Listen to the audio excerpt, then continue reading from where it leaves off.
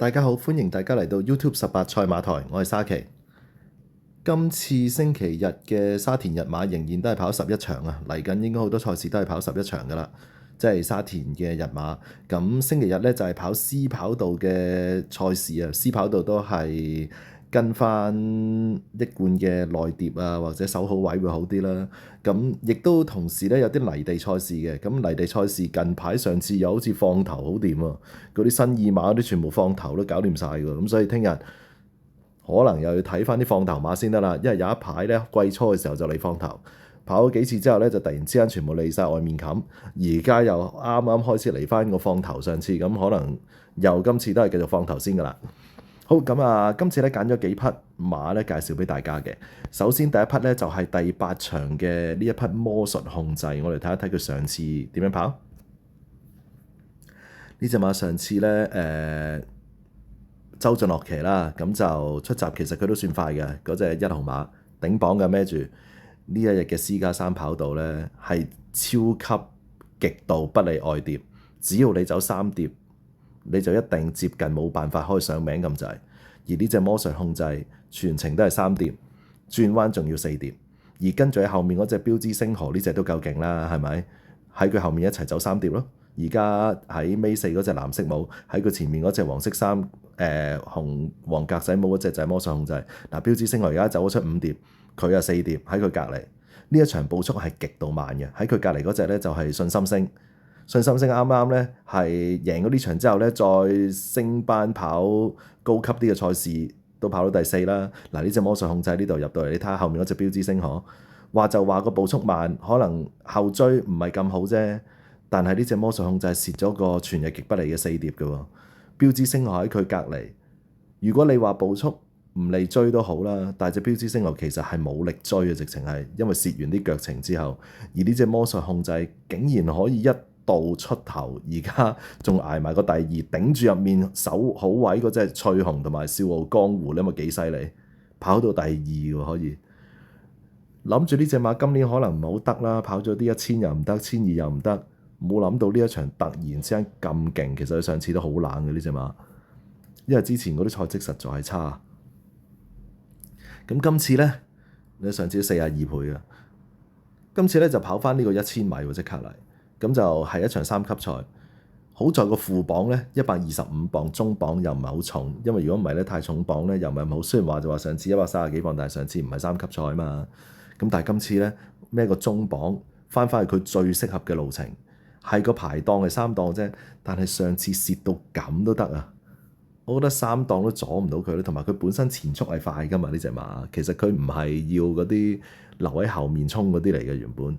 其實佢可以夠快咧，然之後埋翻欄，即係埋翻外面觀眾席呢邊嘅場地都得嘅，有利場地。咁所以我覺得魔術控制一定要揀咯。聽日呢隻馬嗱，有隻顏色之王喺度頂頭大熱，上次係勁嘅顏色之王，咁樣後上1000米可以，今次咁啊梗係熱啦。咁但係魔術控制真係千祈唔好睇小佢喎。雖然個3檔啫，但係而家有7.4倍，我覺得係抵搏嘅呢隻馬。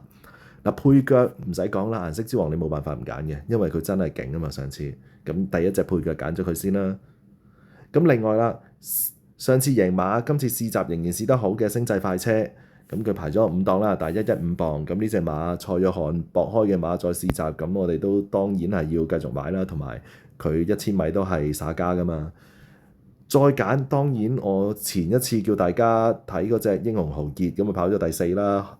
個外碟不利場地嗰度1000米走咗個不利跑線，上次唔知點解咁差嘅，咁今次唔好理佢啦，當佢休息一場咁樣啦，唞一場嚇，休息完一場之後，咁今次配黃志宏，咁啊喺呢一場嗰度咧排個10檔咩115磅，我覺得有佢嘅可以揀嘅條件喺度咯。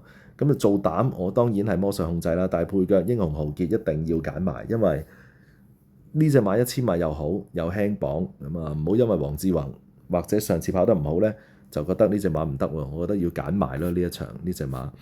咁另外喺呢度都諗咗好耐咧，揀多隻咧，其實水晶酒杯都要揀嘅，因為上次咧佢就董明朗最後一次跑馬啦，咁佢係跑咗個第3啊。咁啊，1000米呢隻馬都係勁嘅。咁你3級賽夠唔夠人跑咧？就普通啦。咁不過勝在又係115磅，又係排到個外檔啊8檔。呢場馬得11隻啫嘛，佢8檔已經係接近係外面最出嘅其中一隻嚟㗎，即係第4隻嚟㗎啦，已經係咁，所以其實佢嘅檔位都算好嘅，同埋佢放頭㗎嘛。我覺得呢隻馬應該係貼欄嗰隻嚟㗎啦，放頭。咁跟住咪魔術控制喺外面過嚟咁樣咯，應該個形勢就係咁咯。所以水晶酒杯個形勢係非常好嘅，呢隻馬都一定要揀。咁我覺得呢一場咧，魔術控制要揀嘅，咁跟住就要拖顏色之王、水晶酒杯、星際快車同埋英雄豪傑。咁魔術控制咧係我其中一隻推介嘅馬膽嚟嘅。咁你話譬如賢者無敵，好似跑親都唔知點咁嘅今季，維港智能啊跑咗幾個1400，轉咗馬房唔知點解會跑1400嘅。咁今次跑翻1000，但係啱啱轉馬房唔係好耐喎，閘都冇試咁樣，其實都唔知佢跑唔跑到㗎，驚啊拖佢一注咯。但係真係我就冇辦法揀咁多俾大家啦。愛馬仕前次撲咗佢啦1000，但係都唔得。咁呢場就算輕磅都係咁話啦。飲杯好似真係唔夠跑嘅直情。咁氣勢呢隻馬試閘其實真係冇氣勢嘅，直情一句講晒。今季隻馬好似真係退步咗，我覺得，因為應該早熟之前已經跑咗啦，咁所以我覺得。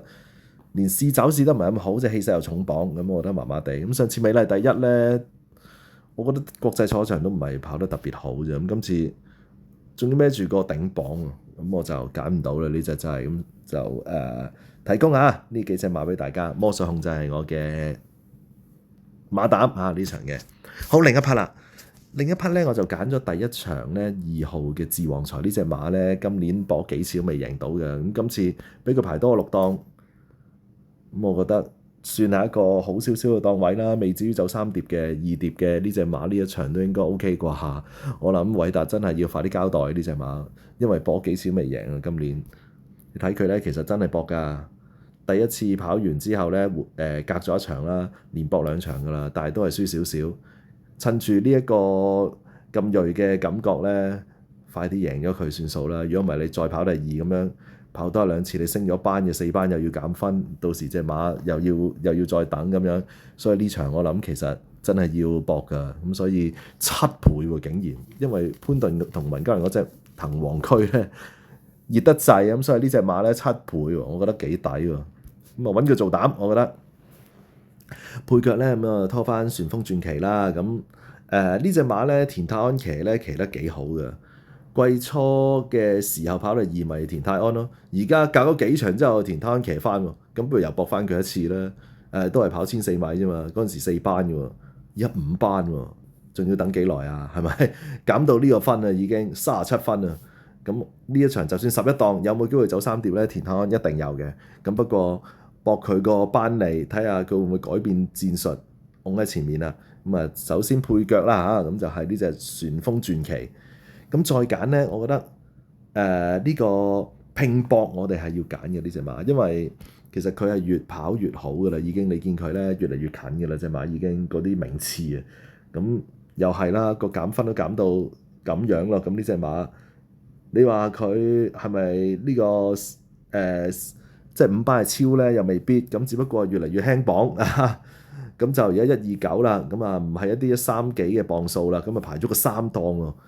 有機會貼欄嘅，咁呢隻拼搏，聽日唔好漏咗佢啊！我覺得再揀多一隻咧，咁我就推薦呢一隻飛王啦。咁轉咗馬房之後咧，今季跑咗3次未交代，咁但係又係嗰句啦，都跑得開始好噶啦。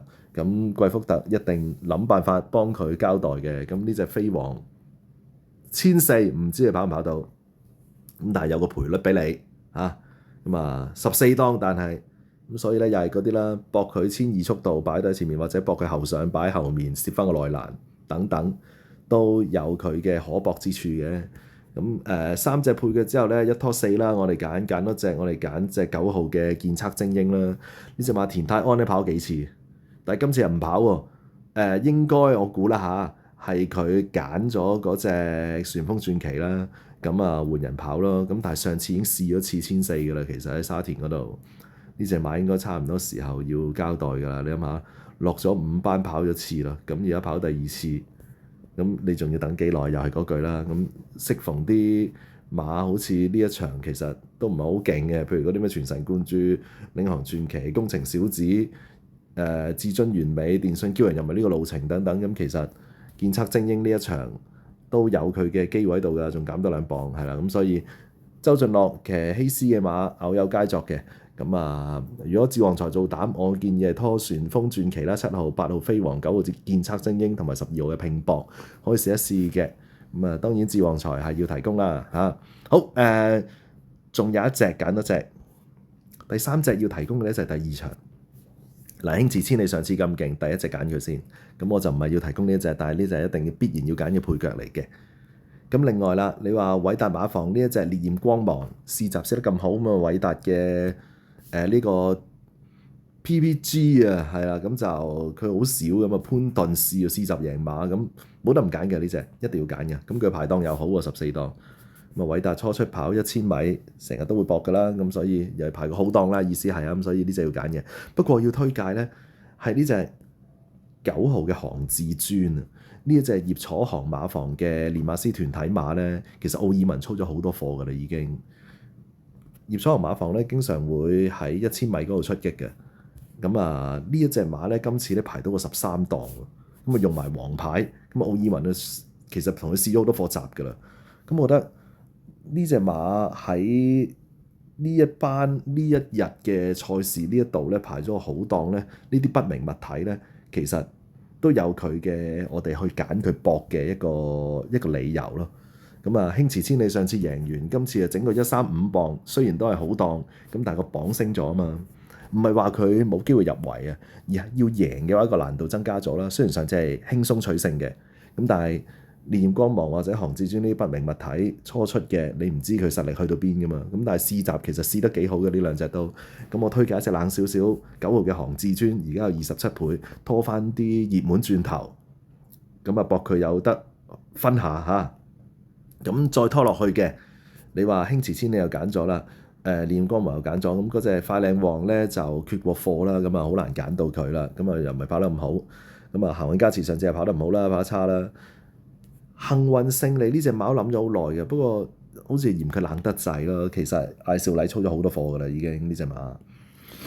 咁如果係咁咧，嗱原本係諗住揀呢隻運籌帷幄嘅，咁但係佢個檔位又差少少，3檔同埋希威森。上次我揀佢嗰隻呂健威嗰隻初出馬跑1000米，佢都唔知跑乜，咁所以咧佢都激嬲咗我真係。咁呢一隻排3檔咧，咁喺外面個不利跑線，咁我都唔好有信心啦。